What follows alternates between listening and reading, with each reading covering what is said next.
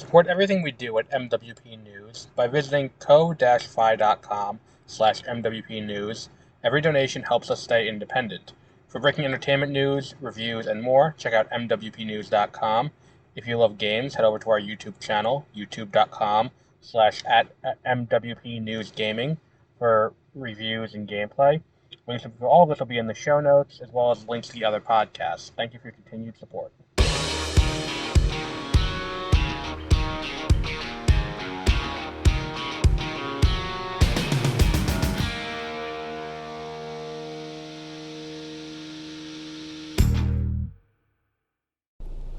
Good evening. Well, morning. I'm going to put it up tonight. It'll go up tomorrow morning. It'll be great, as was always the way we intended to do this. And welcome to, what's it called? 30-minute reviews. I am Adam on this. It is Sunday night that I'm recording this, but it'll be going up on Friday, or on Monday morning. Today what we're talking about is the Paramount merger. Which is something that we've been touching this, not the Paramount, the Warner Brothers acquisition, and we've been talking about this for quite some time now. This is nothing new, nothing, we haven't already talked about before. For those of you who may not be entirely familiar, basically what happened was earlier this year, last year we had some indication, but Skydance was looking to buy Paramount. Skydance eventually did with minimal regulatory intervention earlier this year, which probably shouldn't have happened. We probably should have had some regulatory intervention, but that's neither here nor there at this point, which put Paramount under the control of Larry Ellison, who is a major backer of this administration. He has also been part of the team that is getting together to buy TikTok, and all of that. So, earlier this year, also, David Zaslav, who has been running Warner Brothers since Discovery acquired it from AT&T 4 years ago, and merged the two companies into Warner Brothers Discovery, has announced plans to break the company up and split, which is not entirely dissimilar from what NBC did, where they split off MSNBC and CNBC and their cable networks into a new company called Versant, formerly Spinco. It's that kind of thing, where it's like they're going to split off into Warner Bros. And Discovery, and they're going to be two separate entities run independently. That was the plan. And all of that said, in the aftermath of that, Ellison smelled blood in the water, because now you have this giant company that was, looking to split itself up like this, they could be open to a merger. And Ellison wants it for two specific reasons. I don't discount that he wants the DC universe. I mean, I don't know if he knows the day-to-day to that degree, where it's like, I want DC, I want, Harry Potter and all of that. Really what this is about is CNN. And the other cable networks that would give an outside level of control to Paramount in contract negotiations with the cable distributors, Cablevision, Verizon, DirecTV, all of that. Because if they own the cable networks associated with Discovery, like truTV, TBS, TNT, they would gain a huge amount of external, ground, and they would have a ton of extra space to, and more sports contracts to be able to hold hostage these negotiations. All of that said, that's kind of, where we are now. So they launched a few bids unsolicited. Then at that point, Warner Brothers opened up and was like, fine, you know what, fuck it. If you guys want to bid on it, we'll open it up and people can bid. And at that point, two other companies threw their hats in the ring, Comcast and Netflix. Now Disney overtly said they were not going to bid, because Disney had just acquired 20th Century, and they said they felt good about where they are, which I think is a more accurate translation is, we're still trying to prove that we made value in our last acquisition. We don't want to jump in and do this now. But regardless, the point in all of this is we had this bidding war. At one point, Paramount kept upping the ante and adding more and more money, including backing from foreign governments like the Saudi Investment Fund, the Qatari Investment Fund, and I want to say the Yemeni Investment Fund. There was one other investment fund with one other Arabian Peninsula or Arabian Peninsula adjacent royal family who was going to be putting money into this. And it's kind of like, Lex Luthor's like, look, I want to buy the Daily Planet, but you know what? I want to make sure that people don't think that this is going to be unfair. So I'm going to bring in other backers. See, and here are my other backers, the Joker and Sinestro. And, we're going to all get together and we're going to buy out the Daily Planet. It'll be great. It'll be fun. And I'm sure there will not be a notably anti-Superman bend to how we're reporting. And all of that said, we now know who it was that won it out. Because last week on Friday, we found out that Netflix won. This was not the worst option, because I stand by my belief that the worst option was Paramount, because Netflix buying it is existential for theaters, existential for creatives, which is something that would have happened regardless of who bought it. But the issue that I have with Paramount is Paramount becomes existential to American democracy, and I think that that's something that is slightly more important in this moment. And then in the aftermath, there's also a breakup rider, where in the event that they make this move and it's not approved by regulators, Warner Bros. Gets paid $5 billion. And I think there's a chance, because there was reporting out that Ted Sarandos, CEO of Netflix, met with Trump. I think there's a chance that what happened here was he reassured Sarandos, or someone in his administration who's actually pulling the strings, because that man's clearly asleep, figuratively and literally, at the wheel. I think that someone there made assurances that this would go through, with the intent that they'll collect the $5 billion to Warner Brothers. Then when Paramount buys, they'll get the $5 billion because they buy the assets. And it's kind of a self-dealing kind of thing. I have no proof of that. That's just a suspicion I get based on all the evidence that's been entered onto the record with how this administration has been doing literally everything since they took power. And all of that said, this is not good, this situation. There was no outcome for this that was going to be good. And I think the other thing that's worth noting is that this is not over by a long shot. This still has to go through regulatory approval. Congress is going to open its investigation. The DOJ is going to open its investigation. The FTC, the FCC, all of the alphabet agencies that are relevant and are going to open their investigation. It's going to be a thing for a while they try to work this out. And what's going to end up happening is they got to do this first for that. Then Netflix has the right to sue if they feel that this is politically motivated, and then we have to litigate that through the courts, so the Supreme Court. It's going to be a whole thing. This is not going to be an easy one and done acquisition. I mean, look at the Fox acquisition for Disney. That took months. And it's going to be a similar situation here, not only with the added, political aspect of it. So what's the game plan here is the question that I have. What can be done? And I think that what needs to happen is next year, in 2026, the Democrats need to retake control. Because as long as the Republicans are in control, they are going to do whatever it takes to get this done, to make sure that the deal with Paramount goes through.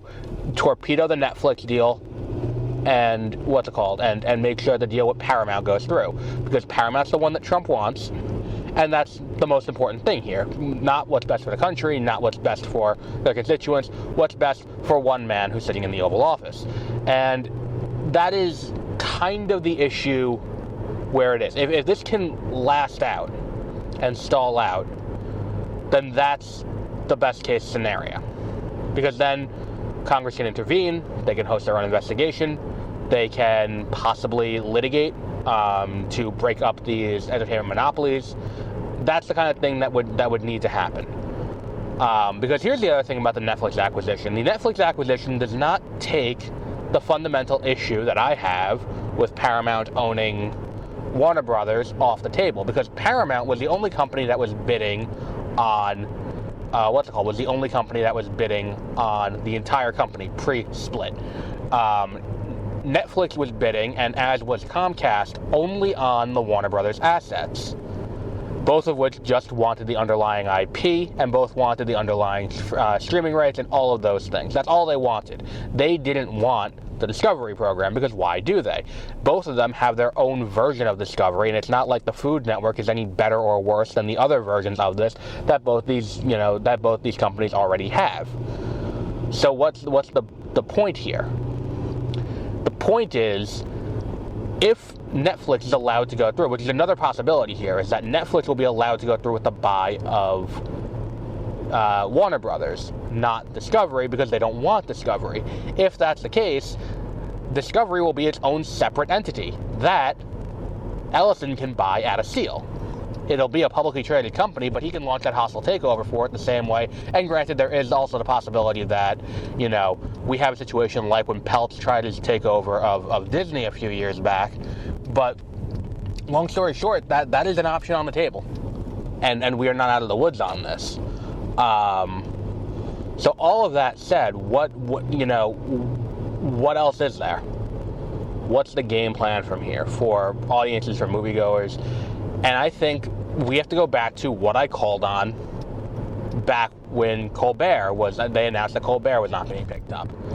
I mean, look, we're opening this week. If you watch CBS and you see what's on 60 Minutes today, 60 Minutes had an interview with Marjorie Taylor Greene on her rehabilitation tour as she tries to probably run for office at some point because she's resigning. And it's like, it's an image laundering service where we're trying to get the woman who said that Jewish space lasers were responsible for the wildfires in California. We're trying to make her palatable on a national stage, and that's a problem. Then we're bookending the week on Saturday with a roundtable hosted by the head of CBS News, Bari Weiss, and Erica Kirk with a hand-selected audience. And it's like, okay, so clearly this is doing that agenda. Now let's throw the CNN logo on that, and that's what this could be in a few months.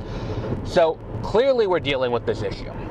And you know what I would like to see, and I know it's not going to happen. I'm not naive. I'm not, anything like that. I know this is never going to happen. I want to see the same level of, not, maybe vitriolic hatred is the right word, but like, when the full cast recording of Harry Potter came out on Audible,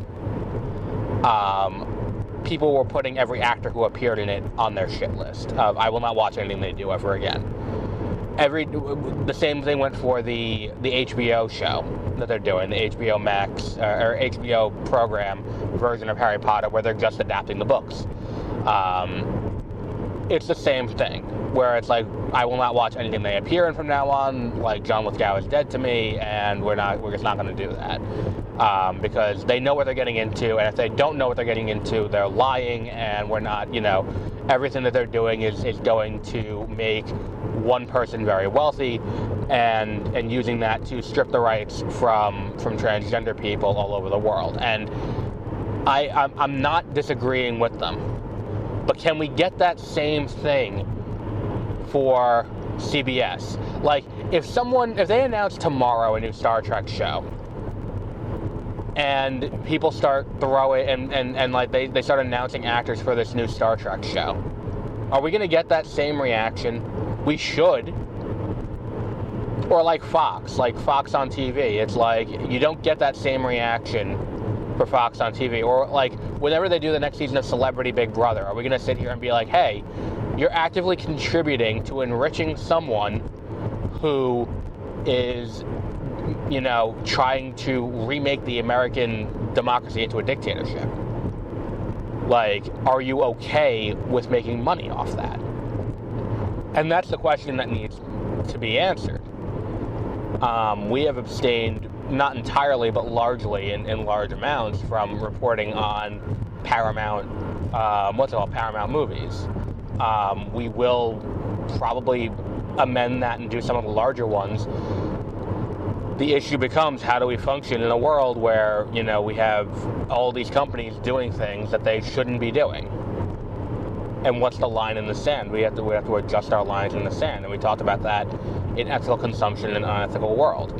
Know your lines in the sand and don't be afraid to amend them, because at a certain point we're like, what the fuck are we doing? But the idea that we have people who are going out and are like, well, John Lithgow is the problem. And I'm not saying he's not. What I'm saying is, can we apply that to whoever signs on to do this next thing? Are we going to, if Paramount announces, I don't know, what's a big franchise that Paramount has that people will sign on to? Like if they announce a new Mission Impossible and Haley Atwell comes back, are we going to question Haley Atwell and be like, hey, so, how do you feel about the fact that you're working for this company? Or like that's the thing, is that it's like, I never see anyone ask Erin Andrews that, where it's like, she's not only the on-field reporter and a major sports reporter for Fox, but she also is co-hosting a show now. A show where someone at Fox watched Squid Game and was like, hey, wait, that's not a bad idea. We just won't kill people and it'll be fine. And that's kind of an issue that I have too, is that it's like, why are we not asking people questions? Why is it that when we have a new season of, what's it called? You mean to tell me that FX wouldn't pick up Family Guy if, what's his name, if Seth MacFarlane said he didn't want to re-up his contract with Fox? Like, you mean to tell me that you don't think FX would pick that up in a heartbeat? Like, come on. Like, FX has been the home of shit like that for a long time. It's like Archer was a show on that network. You mean to tell me that you have to go with Fox for that? No, you have other options on the table. And I think that that's the other thing that needs to happen. I think Sean Baker was the one who really stepped out in favor of theatrical over the Netflix acquisition of Warner Brothers, saying, look, we as creators have to put our foot down and let the movies breathe in theaters. And it's something that I've been thinking about too. This idea that, like, you don't get the, like, there are movies that I will go and watch in a theater regardless of how many times I've seen the movie before. So like next year, they're re-releasing. Allegedly, they're re-releasing. Oh no, they are. It was a press release from Marvel. They're re-releasing Endgame before Doomsday. I will see that in a theater again. I will see Star Wars in a theater again. I will see Dune Part 2 in a theater again. Because that's just, these are movies that are built for the cinematic experience, and I will go and see those in a theater. And that's something that, like, will be lost on this, the magic of that. And I the idea that, like, okay, well, Sean Baker's being the person who comes out with this, it's like, so what's going to happen, like, you know, let's say Gunn, for example, James Gunn. Is James Gunn going to stand by? Because he said this week, like, look, theatrical's important for DC Studios. We need to have theatrical releases. Will Netflix abide by that? Will Netflix release? Netflix, the company who doubled down this week, they lost a ton of money on, what's it called, on K-pop Demon Hunters.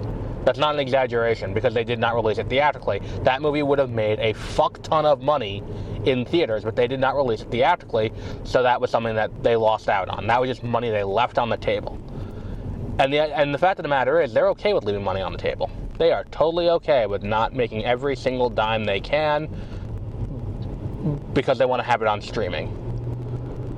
And there are there are now 3 animated movies in the last 5 years that I can think of, off the top of my head, that I watched on Netflix that I would have loved to have seen in the theater. And they are, in order, Nimona, The Mitchells and the Machines, and K-pop Demon Hunters. They lost out on money from that. And are they going to continue to do that? Like, I saw Glass Onion, a Knives Out mystery, 3 years ago when that came out. I saw that in the theater because my local theater was playing it. They are not playing Wake Up Dead Man. So that's money that they lost out, because I would have gone to see Wake Up Dead Man. But they lost that money because, you know, they didn't do that. And I don't pay for Netflix. I get it through my phone bill for free. So, oh well. Congratulations.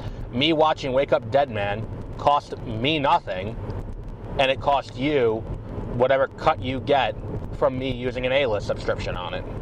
So, congratulations, Netflix. You're batting 1,000 on this.